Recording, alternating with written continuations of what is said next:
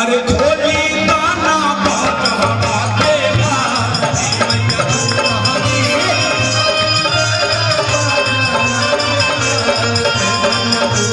खोली दाना बजहरा के बार मैया दुलहरी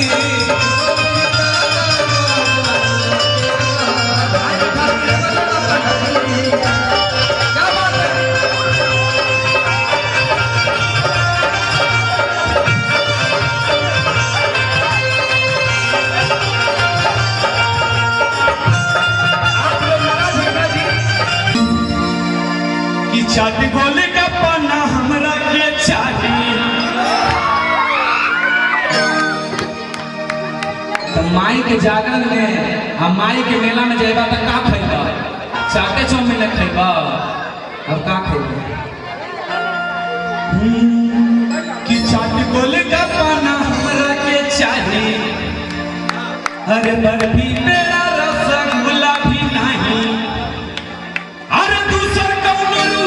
लाना अरे उनकर के मिठाई हो बता बाबा चाट गोलगप्पा चौमिन कुछ ना चाहिए तो बता बा का चाहिए रे सब जानता नहीं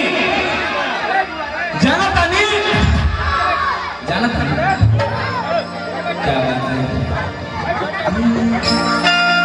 ये ले हक के रजम अभी ना बोलो भाई 1 2 1 2 3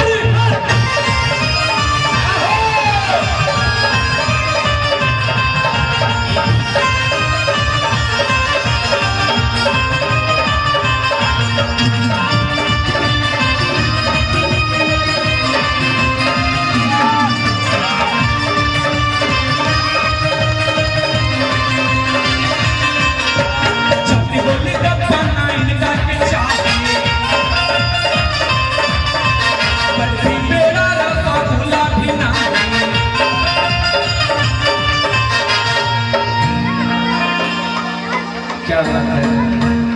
हमारे धीरू यादव भैया के लिए जोरदार ताली चाटी बोली का पन्ना इनका के चाहिए बर्फी मेरा रसगुल्ला भी नहीं चाटी बोली का पन्ना हमरा के चाहिए बर्फी मेरा रसगुल्ला भी नहीं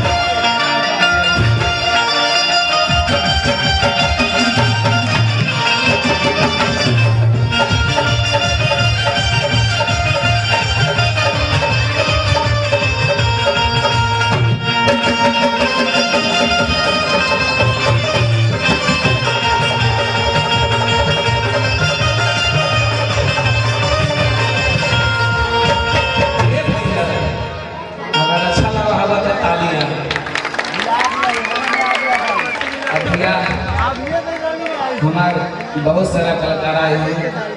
उनके लिए तो मौका सही रहा। अगर अच्छा लगा होगा भर जाए तो तालियां। देखी भैया हमारा अभी दशहरा में वो गाना हिट भइल है।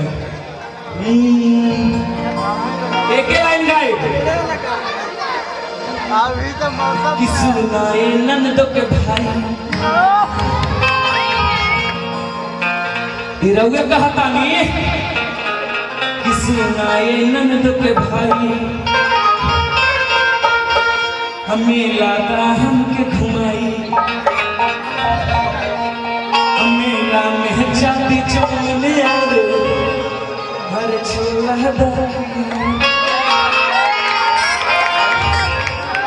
तो बताइए ये तो राउर बोली हा कि सुनाए नंदो के भाई हमके घुमाई सुनाए नंदो के भाई हमके घुमाई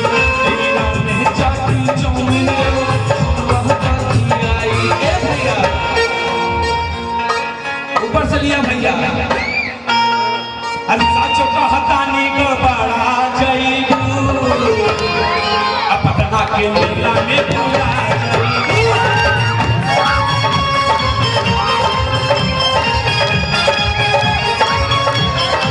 साचो कहतानी को बड़ा जईबू अपना के मेला में भुला जईबू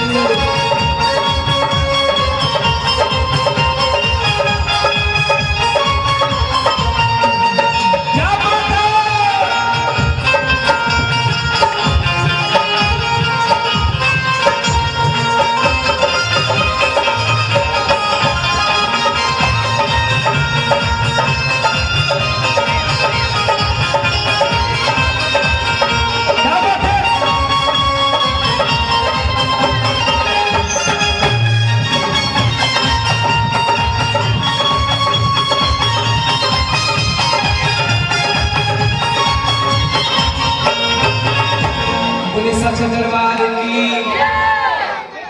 भैया अगर अच्छा लगा हो तो तालियां बजा दीजिएगा।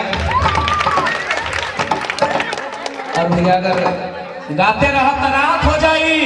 और रात से दिन हो जाए तभी भैया गाना खत्म होने वाला बा का गाना खत्म होई मगर हमारी दीदी सब आई हुई है उनके लिए गाना खत्म हो उनको तो मौका मिलना ही चाहिए। अरे मौका मिले के चाहिए कि ना अगर अगलों को मौका देवे तो पारी ना क्या बात बोले सच दरबार की